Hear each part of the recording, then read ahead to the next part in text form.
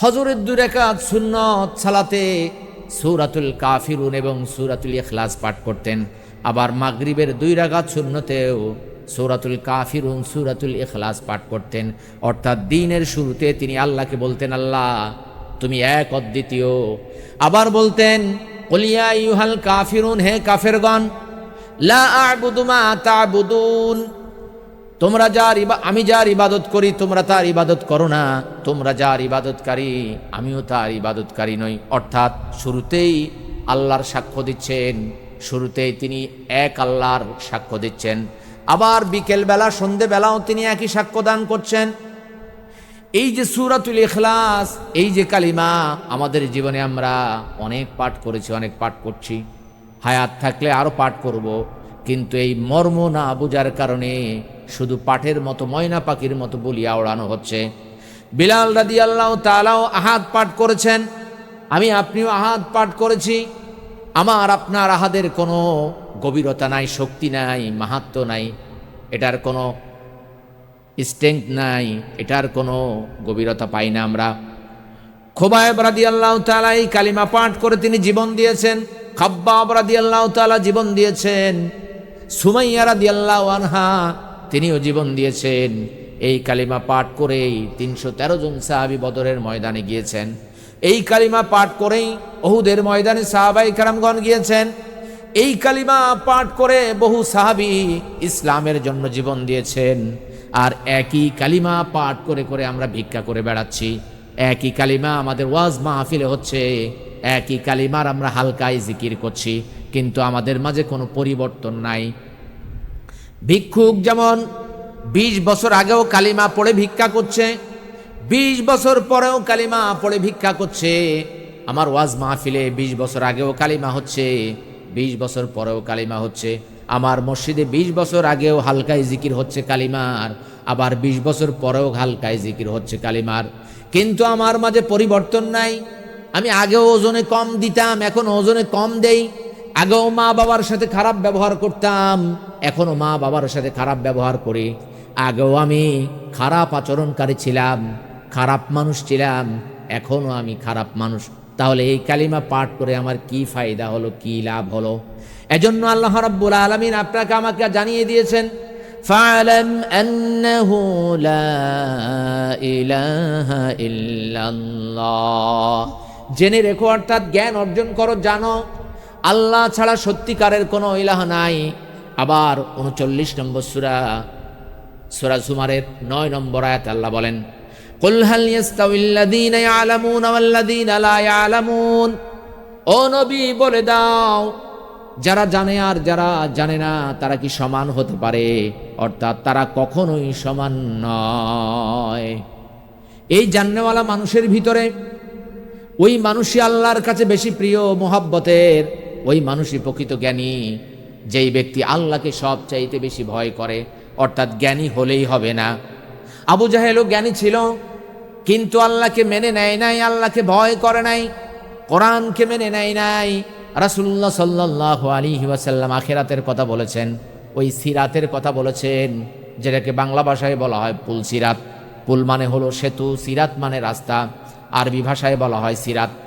সিরাতের কথা বলেছেন, মিজানের পাল্লার কথা বলেছেন, হাসরের ময়দানের বিভীষিকাময় মুহূর্তের কথা বলেছেন, কিন্তু তার ভিতরে ভয় আসে নাই, সে প্রকৃত বিষয় অনুধাবন করতে পারে নাই।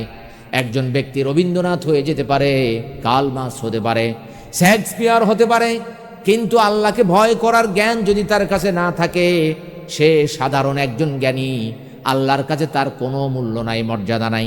35 নম্বর সূরা ফাতির 28 নম্বর আয়াত আল্লাহ বলেন, ইন্নামা ইয়াখশাল্লাহা মিন ইবাদিহিল উলামা। আল্লাহু আকবার বলেন।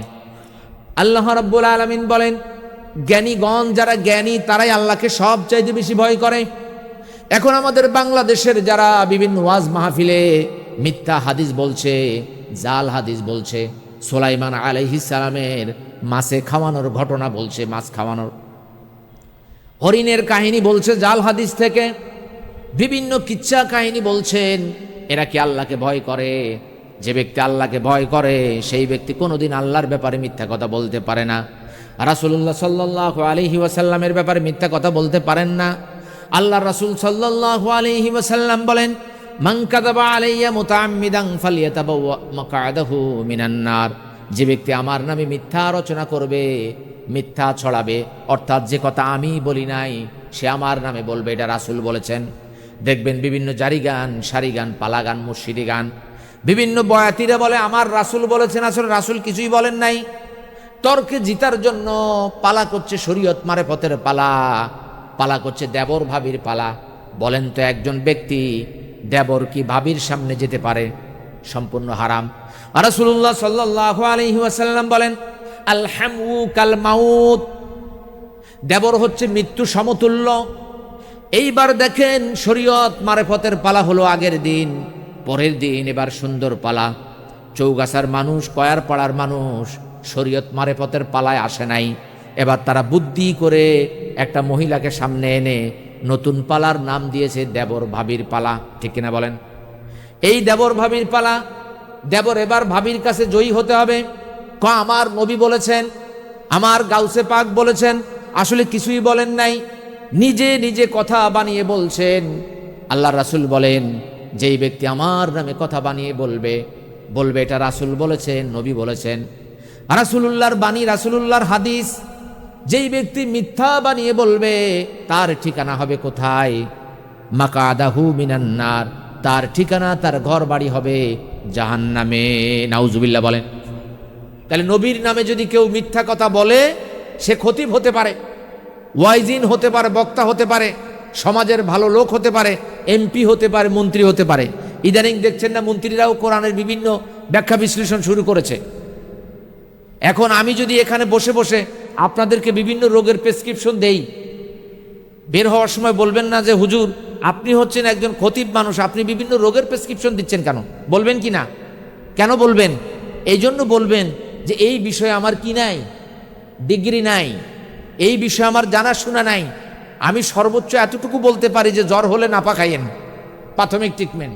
কিন্তু আমি বিস্তারিত যদি আপনাকে ট্রিটমেন্ট দেওয়া শুরু করি, যে যেখান থেকে দেখবে সিসি করবে, আর মুসল্লিরা বাড়িতে গিয়ে বলবে হুজুরের একটু ওয়াজ শুনতে যেতাম, এখন দেখি হুজুর নতুন করে ডাক্তারি শুরু করে দিয়েছে। তা আপনি একজন এমপি, একজন মন্ত্রী, আপনি তো আলেম না, আপনি তো মাদ্রাসায় পড়েননি, আপনি তো তাফসীর সম্পর্কে কিছু জানেন না, তা আপনি ওখানে তাফসীরের বিবরণ দিচ্ছেন কেন? আপনি প্রাথমিক কথা বলতে পারেন যে আল্লাহ তাআলা এটা বলেছেন, ব্যাখ্যা বিশ্লেষণ, বিভিন্ন ফতুয়া, এটা কাজ তো আপনার না। আমার কাজ যদি প্রেসক্রিপশন দেওয়া না হয়, আপনার কাজ ওইটা না। যে যেই কাজে আছে সেই কাজে থাকায় কি? ছোট যখন ছিলাম, যার কাজ তার সাজে অন্যের বাজনা বাজে, এরকম একটা পড়েছিলাম না আমরা? প্রবাদ বাক্য পড়েছিলাম কি না? তার এমপিদের কি কোরআন ব্যাখ্যা সাজে? বিভিন্ন তাফসির করা সাজে? সাজে না। আমাদের দেশে প্রত্যেকেই আলেম ওলামা। চায়ের দোকানে বসলে দেখবেন কত বড় বড় মুফাসসির সে জায়গায় বসে আছেন, কোরআনের বড় বড় তাফসির কারক সেখানে বসে আছেন, বড় বড় মুফতি মুহাদ্দিস চায়ের দোকানে বসে বসে বিভিন্ন ফতোয়া দিচ্ছেন, ফজরের নামাজও পড়েন নাই। ঠিক কিনা বলেন? মুখে দাঁড়িয়েও নাই, বসে বসে তিনি ফতোয়া দিচ্ছেন। আবার কিছু মুফতি বের হয়েছে, ইউটিউব মুফতি, ফেসবুক মুফতি, ইউটিউব থেকে ফেসবুক থেকে কিছু দেখে তিনি বলছেন। মাঝে মাঝে দেখি ইউটিউবে বিভিন্ন বিষয় আসে, যেই ব্যক্তি জুমার দিনে ইখলাস 5 বার পড়বে তার জীবনের সমস্ত গুনাহ মাফ হয়ে যাবে। আছে না এরকম? এগুলো সব মিথ্যা কথা। কোনো হাদিসে এরকম নাই যে জুমার দিন আপনি ইখলাস 5 বার পড়লে, ইয়াসিন সূরা 10 বার পড়লে জীবনের সব গুনাহ মাফ হয়ে যাবে। জীবনের সব গুনাহ মাফ হওয়ার কোনো কিছু নাই পৃথিবীতে। বুঝে আসছে? একমাত্র তাওবা ব্যতীত, একমাত্র তাওবা ব্যতীত পৃথিবীতে জীবনের গুনাহ মাফ হওয়ার কিছু নাই। ওই যে রমাদানে আমরা বলি যে যেই ব্যক্তি সিয়াম রাখবে তার গুনাহ মাফ হয়ে যাবে, যেই ব্যক্তি সুবহানাল্লাহি ওয়া বিহামদি পাঠ করবে ফেনাকুঞ্জের সমানও যদি তার গুনাহ থাকে মাফ হয়ে যাবে। যদি দুই ব্যক্তি এইভাবে মুসাফা করে, দুইজন সরে যাওয়ার ফলে তাদের গুনাহগুলো ঝরে যাবে। এগুলো সব সগীরা গুনাহ। সব কি? সগীরা গুনাহ। কবিরা গুনাহ এইভাবে মাফ হয় না। আপনি সুদ খেলেন, ঘুষ খেলেন, বোনের হক ঠকালেন, ভাইয়ের হক ঠকালেন, সুবহানাল্লাহি ওয়া বিহামদি পড়লে কোটিবার পড়লেও আপনার ওই গুনাহ কি হবে না? মাফ হবে না। ওই বোনের হকটা ফিরিয়ে দিতে হবে, ভাইয়ের হকটা ফিরিয়ে দিতে হবে। আমাদের দেশের মানুষ শর্টকাটে জান্নাতে যেতে চায়। শর্টকাটে জান্নাতে যাওয়া যায় না। শর্টকাটে ধনী হতে গেলে যেমন হন্ডি কাজলের পাল্লায় পড়ে বহু মানুষ নিঃস্ব হয়েছে কিনা, কি বলেন, হয়েছে কিনা? যত মানুষ দেখবেন শর্টকাটে মানুষকে ধনী হওয়ার সূত্র শিখায়, মানুষ তার পিছনে বেশি ঘুরে। আমার এক মুসল্লি ঢাকাতে, উনি শর্টকাটে ধনী হতে গিয়ে কোটি কোটি টাকা হারিয়েছেন। এই দিন আমার কাছে এসেছে, আমি বলেছি খবরদার, যেই ব্যক্তি আপনাকে শর্টকাটে ধনী হওয়ার সূত্র দিবে তার থেকে দূরে থাকবেন। শর্টকাটে কোনো কিছু অর্জন করা যায় না। তাই যদি যেত, মানুষ 10 বছর ম্যাট্রিক পরীক্ষা দেওয়া লাগতো না। 1-1.5 বছর একটু ঘুরে ঘেরে ম্যাট্রিক পরীক্ষা দিয়ে ফেলতো, 2-4 মাস ঘুরে ইন্টার পরীক্ষা দিয়ে ফেলতো, 4-5 মাস ঘুরে অনার্স শেষ করে ফেলতো। শর্টকাটে কিছু আছে পৃথিবীতে? কি বলেন, আছে? শর্টকাটে আছে। ওই এক ব্যক্তি বাড়ির সামনে বসে বসে সে বলছে, কয় আমার এই বাড়ির সামনে বিরাট একটা পুকুর হবে, পুকুরের 2 পারে বড় বড় বিল্ডিং হবে, সামনে হেলিকপ্টার নামার এরকম জায়গা হবে, আর ওই সাইডে এরকম কিছু ফুলের বাগান থাকবে, আমি ওটার আশেপাশে হেঁটে বেড়াবো, আর গাড়ি রাখার জন্য ওখানে বাড়ি থাকবে, ওই সাইডে চাকর রাখার জন্য ইয়ে থাকবে।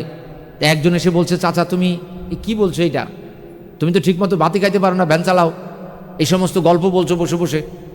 কয় বাবারে, তোমরা না হয় বাস্তবে বাড়ি ঘর করছো, আমারে অন্তত মুখে মুখে করছি, এটাও তোমার সহ্য হচ্ছে না? আমি তো তোমার বাস্তবে করছি না, আমি তো মুখে মুখে করছি, যেখানে আমার পুকুর থাকবে, বিল্ডিং থাকবে, ঘর থাকবে। আপনাদেরকে একটা টেকনিক শিখাই, বিজ্ঞানীরা এটা আবিষ্কার করেছে যে আমাদের ব্রেন কল্পনার বাস্তব ধরতে পারে না। আমাদের ব্রেন কি ধরতে পারে না? আপনি যদি নামার সময় বলেন আমার 6 তলা একটা বাড়ি আছে, তো ব্রেন মনে করে যে 6 তলা বাড়ি আছে, তো বলে আপনার বাড়িতে চলেন। এই কারণে দেখবেন বিভিন্ন জায়গায় যারা মেডিটেশন শিখায় তারা এরকম বলে যে আমার মাথা থেকে সব রোগ নেমে যাচ্ছে। এই ব্রেন বুঝছে যে সব রোগ নেমে গড়িয়ে চলে যাচ্ছে। ব্রেন বাস্তব আর কল্পনা কি ধরতে পারে না। এই জন্য ভালো ভালো পজিটিভ কল্পনা করতে হয়। আমি মানুষকে দান করব, সদাকা করব, ইনশাআল্লাহ অনেক টাকা পয়সার মালিক হলে মানুষকে দান সদাকা করব, তো ব্রেন ধরতে পারবে না যে আপনি এত টাকার মালিক। বুঝে আসছে? ভালো কল্পনা করবেন, খারাপ কল্পনা করবেন না। 1 নাম্বার আমরা কি পেলাম? ইলমুই ওয়াকিনুই ওয়া ইখলাসু ওয়া সিদকুকা। তাহলে প্রথম দেখলাম আমরা এলেম, গত সপ্তাহে আলোচনা করেছি, আজ একটু রিপিট করে যাচ্ছি। তারপরে কি? ইয়াকিন, দৃঢ় বিশ্বাস। দৃঢ় বিশ্বাসটা কেমন? এমন বিশ্বাস আপনার মনের ভিতরে গেঁথে গিয়েছে যে তাল গাছে একটা ভূত আছে, তাল গাছে জিন আছে। মানুষ এমনিতে বিশ্বাস করে, আর আপনার মনের ভিতরে এমন ইয়াকিন, এমন দৃঢ় বিশ্বাস যে ওইটা আপনি ভুলতে পারছেন না। এবার তাল গাছের নিচ দিয়ে গেলে দেখবেন আপনার গা ভারী হয়ে যাচ্ছে, কারণ আপনি এমনভাবে বিশ্বাস করেছেন যে বাস্তবিক অর্থেই তাল গাছে ভূত আছে। বাড়িতে এসে বলছেন যদি ভূতই না থাকবে, আমার গায়ের পশম কেন দাঁড়িয়ে গেল, কেন আমার কানের গোড়া দিয়ে শো শো করে আওয়াজ গেল, আমার পা কেন ভারী হয়ে যাচ্ছিল? আসলে বিশ্বাসটা এত দৃঢ় আপনার যে ভূত বাস্তবিক অর্থেই আছে, এটা আপনার মাথায় ঢুকে গিয়েছে। এই কালিমার ব্যাপারে এমন ইয়াকিন রাখতে হবে। সুম্মালাম ইয়ারতাবু, 49 নম্বর সূরার 15 নম্বর আয়াত আল্লাহ বলেন যে যারা আল্লাহ এবং তার রাসূলের উপর ঈমান আনে, ইন্নামাল মুমিনুনা আল্লাযীনা, যারা ঈমান আনে আল্লাহ এবং তার রাসূলের উপর এবং তারা তাতে সন্দেহ পোষণ করে না। কি করে না? সবাই বলেন, সন্দেহ পোষণ করে না। অর্থাৎ এই তাল গাছে ভূত আছে এটার কোনো সন্দেহ তার মাথায় নাই। তার মাথায় আছে ভূত আছেই আছে, এই জন্য তার গা ভার হয়ে যায়। এর নাম হলো ইয়াকিন। সন্দেহ করা যাবে না ইসলামের ব্যাপারে, কোরআনের ব্যাপারে, আল্লাহ রাসূলের ব্যাপারে, কালিমার ব্যাপারেও কোনো সন্দেহ নাই। কারণ আপনি কালিমার ব্যাপারে অনেক সন্দেহের ভিতরে আছেন। আল্লাহকে আপনি এক বললেন, আবার খাজা বাবার কাছেও গেলেন। আল্লাহকে এক বললেন, লা ইলাহা ইল্লাল্লাহ পাঠ করলেন, বিশ্বাস করলেন, কিন্তু আপনার বিশ্বাস ওই খাজা বাবা আপনাকে ছেলে দিতে পারে, ঠিক কিনা বলেন? আল্লাহ যদি আপনাকে ছেলে দিবে তো আল্লাহর কাছেই তো আপনি চাইতে পারতেন। ইব্রাহিম আলাইহিস সালাম তিনি আল্লাহর কাছে সন্তান চাইলেন, রব্বি হাবলি মিনাস সালিহিন। সূরা সাফফাত 37 নম্বর সূরার 100 নম্বর আয়াত। কত নম্বর আয়াত? তিনি আল্লাহর কাছে বললেন, আল্লাহ রব্বি হাবলি মিনাস সালিহিন, আমাকে একটা নেক পুত্র সন্তান দান করেন। আল্লাহর কাছে দোয়া করলেন আমাদের পিতা আমাদের নবী, আমাদের পিতা ইব্রাহিম আলাইহিস সালাম আল্লাহর কাছে সন্তানের জন্য দোয়া করলেন, আল্লাহ তাকে একটা পুত্র সন্তান দান করলেন। আবার জাকারিয়া আলাইহিস সালাম 3 নম্বর সূরার 38 নম্বর আয়াত, তিনি আল্লাহর কাছে দোয়া করলেন, ও আল্লাহ আমাকে একটা সন্তান দান করেন। পুত্র চাইলেন না, মেয়েও চাইলেন না, তিনি চাইলেন আল্লাহর কাছে সন্তান। ইব্রাহিম আলাইহিস সালাম চাইলেন পুত্র, আর জাকারিয়া আলাইহিস সালাম তিনি চাইলেন সন্তান। আল্লাহ আপনি আমাকে একটা সন্তান দান করেন। আল্লাহ রাব্বুল আলামিন তাকে একটা সন্তান দান করলেন। সুবহানাল্লাহ। তাহলে আল্লাহর কাছে চাইলে যে পাওয়া যায়, এর নমুনা উদাহরণ আল্লাহ কোরআনেই দিয়ে দিয়েছেন। আর আপনি যাচ্ছেন কোথায়? খাজার কাছে, বিভিন্ন মাজারে, বিভিন্ন জায়গায়, বিভিন্ন জ্যোতিষীর কাছে আপনার হাত দেখে বলছে যে আপনার আরো 3টা সন্তান হবে। অনেক এই জ্যোতিষী দেখবেন তার ছেলে মেয়ে নাই, ঠিক কিনা বলেন? জ্যোতিষী এত মানুষের ভাগ্য বলে, এত মানুষের ভাগ্য পরিবর্তন করে, রাস্তার পাশে বসে বসে টিয়া দিয়ে হে ভাগ্য গণনা করে।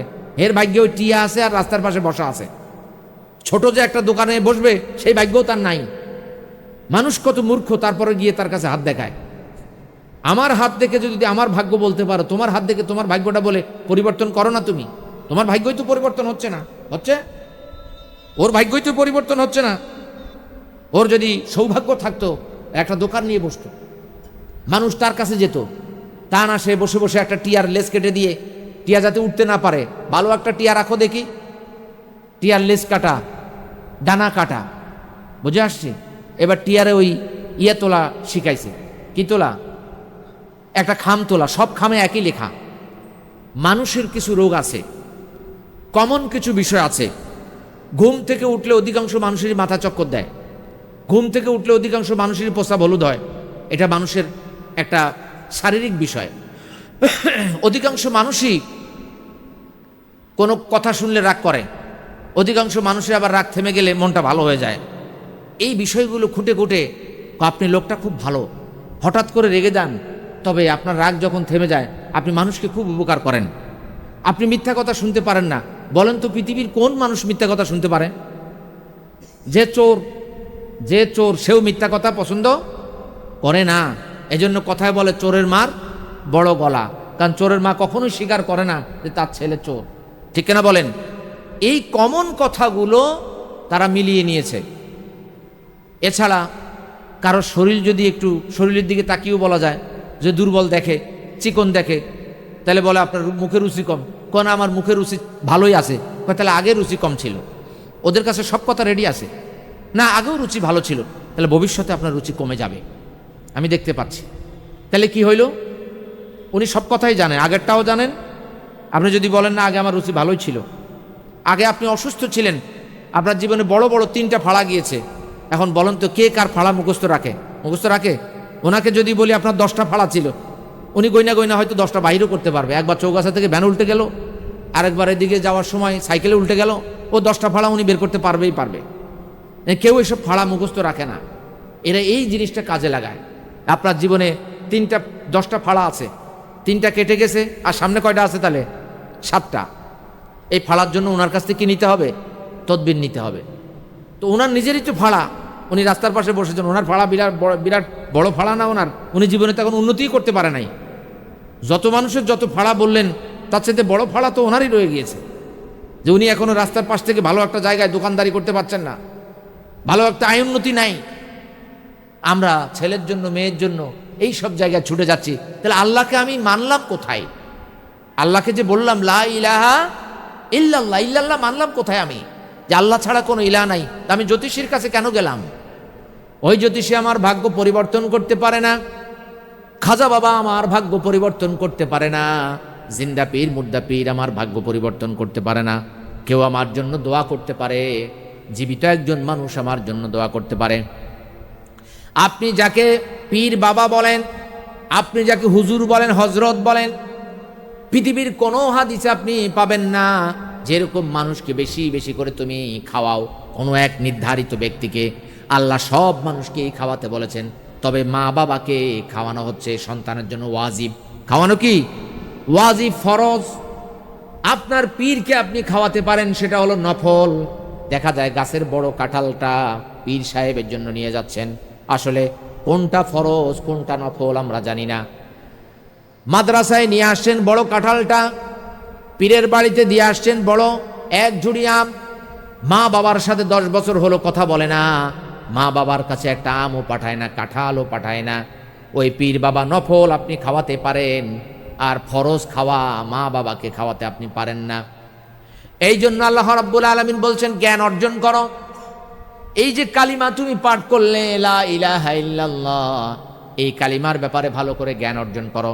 1 নম্বর হলো ইলম, 2 নম্বর হলো ইয়াকিন, 3 নম্বর হলো ইখলাস। ইখলাসের সাথে পাঠ করতে হবে। আপনার মাথার ভিতরে ঢুকেছে যে আমি যদি না খাই তাহলে আমি অসুস্থ হয়ে যাব, ঠিক কিনা বলেন?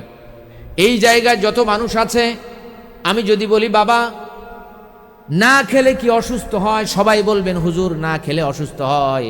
এটা আপনার মাথার ভিতরে ঢুকে গিয়েছে, এটার ভিতরে আপনি ইখলাস করেছেন, একনিষ্ঠ হয়েছেন।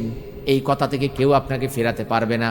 আমি যতই ওয়াজ করি, যতই আপনাকে বুঝাই যে না খেলে কেউ দুর্বল হয় না, আপনি ততই বলবেন না হুজুর আমি 70 বছর বয়সে দেখলাম যে যদি 1 বেলা 2 বেলা 3 বেলা না খাওয়া হয় মানুষ আপনাতেই দুর্বল হয়ে যায়, ঠিক কিনা বলেন? বলবে কি না? আমি যতই ওয়াজ করি আপনার মাথা থেকে আমি এটা বের করতে পারবো না। এটার নাম হলো ইখলাস, একনিষ্ঠতা। যে আপনাকে যেটাই বুঝাক না কেন, যে যাই বলুক ভাই আমার সোনার হরিণ চাই, ওই বলে না বিচার মানে তাল গাছ আমার, অর্থাৎ কোনো অবস্থাতে আপনি ওটা থেকে ফিরতে চান না। এটার নাম হলো ইখলাস। এই কালিমার ব্যাপারে এমন ইখলাস করতে হবে, আল্লাহ ছাড়া সত্যিকার কোনো ইলাহ নাই, আল্লাহ ছাড়া কেউ আমার ভালো মন্দ করতে পারে না, আমার ভাগ্য পরিবর্তন কেউ করে দিতে পারে না। আমি টেনশন করি কিভাবে চলবো, কিভাবে খাবো। আল্লাহর কাছে একবার বললাম না আল্লাহ তুমি আমার রিজিক বাড়িয়ে দাও। কোরআনুল কারিমে আল্লাহ বারবার বলেছেন আল্লাহু খায়রুর রাযিকিন, আল্লাহু আকবার বলেন। আল্লাহ হলো উত্তম রিজিক দাতা। আর আমি টেনশন করে করে মরে যাচ্ছি। দুনিয়ার একজন প্রধানমন্ত্রীর ড্রাইভার যদি হয়, একজন এমপির কাজের লোকও যদি হয়, তার পাওয়ার থাকে কত? চৌগাছা আসলে তার পিছনে বড় বড় নেতারা ঘুরে বেড়ায়, কয় ভাই হচ্ছেন আমাদের প্রধানমন্ত্রীর বাসায় কাজ করেন, উনি অনেক ক্ষমতা রাখেন। আমাদের এক ভাইকে তিনি চাকরি দিয়েছেন, আরেক ভাইকে চাকরি দেন, ভাই আমার দিকে একটু নজর দিয়েন, ঠিক কিনা বলেন? একজন মন্ত্রী একজন এমপির কাজের লোকের এত পাওয়ার, আমি আপনি আল্লাহর বান্দা, আমার আপনার পাওয়ার কত হতে পারে? একজন মন্ত্রীর গাড়ির ড্রাইভার, একজন মন্ত্রীর বাড়ির চাকর যদি নির্দ্বিধায় থাকতে পারে যে আমার যাই হোক না কেন আমার উপরে একজন আছে, একজনের হাত আমার মাথার উপরে আছে। চৌকাজা বাসারে একজন তাকে কিছু বলল, এমপির কাছে ফোন দিল, এমপি মহোদয় আপনার দলের এক পাতি নেতা আমারে চৌগাছা বাজারে এটা বলছে। উনি আবার ওখান থেকে ফোন করে দিয়েছেন। পরবর্তীতে সবাই হুঁশিয়ার হয়ে গিয়েছে, সাবধান এমপির বাড়ির এই লোকের সাথে বেয়াদবি করা যাবে না, তাহলে আমাদের চৌগাছায় কারোর পদ পদবি থাকবে না, ঠিক কিনা বলেন? একজন এমপির বাড়ির কাজের লোক, কোটিপতির কাজের লোক, এই যে তানজিলা গ্রুপ, ডিভাইন গ্রুপ, ওই বাসায় কাজ করে। কয় কোথায় কাজ করেন? 2 বা 3 বার জিজ্ঞাসা করার পরে এবার তার হুঁশ আসে, খুব লম্বা করে খুব নিঃশ্বাস নিয়ে বলছে তানজিলা গ্রুপের বাড়িতে কাজ করি, মানে ওনার পাওয়ার অনেক। আল্লাহ রাব্বুল আলামিন বলেন সূরা ফাতির 35 নম্বর সূরা 15 নম্বর আয়াত, আল্লাহ রাব্বুল আলামিন বলেন আনতুমুল ফুকারা আল্লাহু হুয়াল গনিয়ুল হামিদ, তোমরা দুনিয়ার মানুষ হলো ফকির আর আল্লাহ হলো ধনী প্রশংসিত, সুবহানাল্লাহ। দুনিয়ার মানুষ কি? ফকির। আল্লাহ জব বেজোসকে ফকির বলছেন, বিল গেটসকে ফকির বলছেন, ওই তানজিলা গ্রুপের মালিককে ফকির বলছেন। কে বলছেন? আল্লাহ বলছেন সবাই ফকির। ওই কারুন ফকির, ফেরাউন ফকির, সব ফকির। আর ধনীকে? একমাত্র ধনী হচ্ছে আল্লাহ। তো আমি যদি ধনীর বান্দা হই, আমার পাওয়ারটা একটু বেশি থাকার কথা না? আমার কি অভাব অভিযোগ থাকার কথা? ধনীর বাড়িতে কাজ করলে যদি আমার গিয়ার এত বেশি থাকে, সবসময় যদি আমি 3 গিয়ার 4 গিয়ারের থাকি, তাহলে এত বড় ধনীর বান্দা যদি আমি হতে পারি, তার উপর যদি আমার আস্থা থাকে, বিশ্বাস থাকে, তাহলে আমার গিয়ার কতটাই থাকতে পারে বলেন তো? আমার কি কোনো রিজিক নিয়ে, চাকরি নিয়ে, ব্যবসা নিয়ে কোনো কাজে আমার ভয় থাকতে পারে?